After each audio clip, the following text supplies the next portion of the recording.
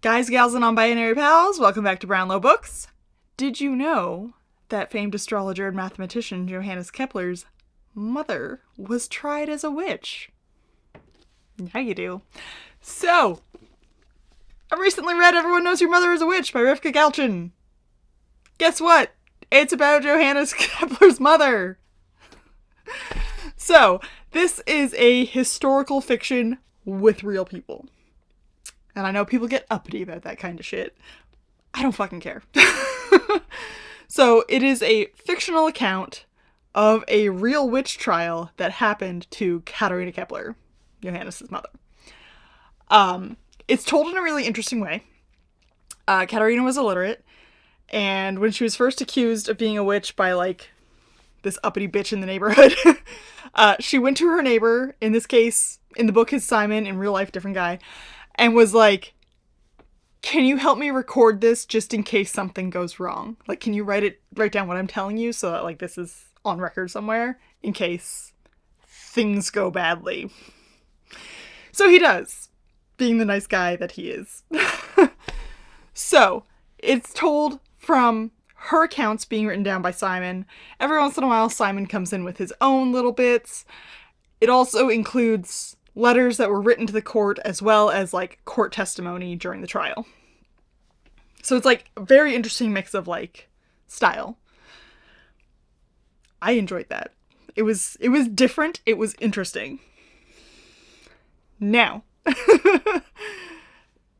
because it is first person Katharina, she kind of has this, like, humor and wit about it where she's, like, makes these funny little jokes and, like, it's not just a, like, I'm getting accused of witchcraft, so I'm gonna make a joke because I'm uncomfortable. It's just, it's very natural.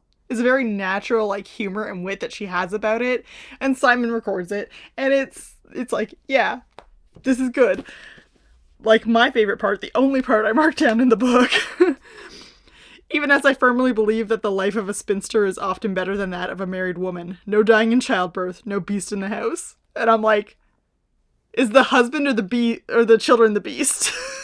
Because, like, could be both. There was just little bits that were funny, and, like, if you go online, you see a lot of people have marked them, they've written them down, they've put them in their Goodreads review, and you're just like, yeah, that was humorous. So it is interesting in that way. I picked it as my book club pick. It was my book club pick. It just got selected now. It was on the Canada Reads long list a couple years ago. I didn't look that up. I forget. And so, like, I had bought it when it became available to me for slightly cheaper. I picked it because I was like, a lot of the book friends are kind of, like, into witchy stuff. We're into historical fiction sometimes. Like, I thought it would be a good book that all of us could possibly enjoy. I think I liked it least. Everyone else seemed to really enjoy it, and I'm kind of like, yeah, it was fine. Like I said, the way that it's written is an interesting, different thing, and I don't fault it for that. It's not a bad thing about it. It's a good thing about it, to be back. But, like, because of the way it's written, it kind of lacks, like, a tension of, like, an actual trial going on, like other witchy books. And, like, because I'm going through it, it's not dramatic in any way, shape, or form. There's no tension, there's no dramatics. It's just kind of like an old woman is telling you about her life. It does lack some of the, like, cliches that you would get from other witch kind of books as well, which is a nice change of pace. Like, it's a nice change of pace from, like, a witch trial book, and it's not it's hard to explain. I enjoy it for what it is, but if you're like, I want a really dramatic read of, like, witch trials, this isn't gonna be it, you know?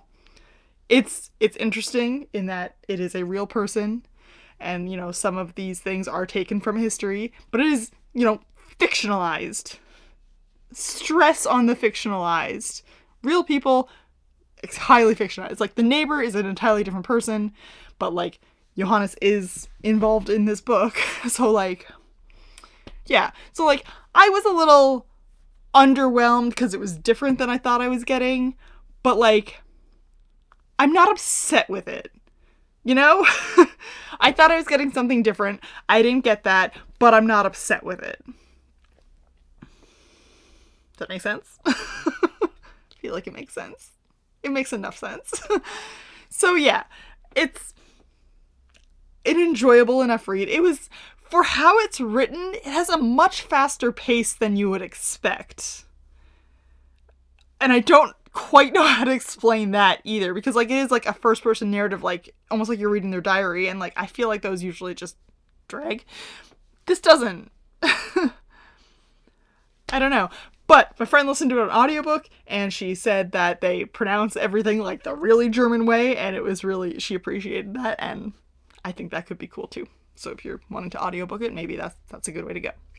So, on Goodreads, it has just over 10,000 ratings. Respectable. It evens out to a 3.4 stars.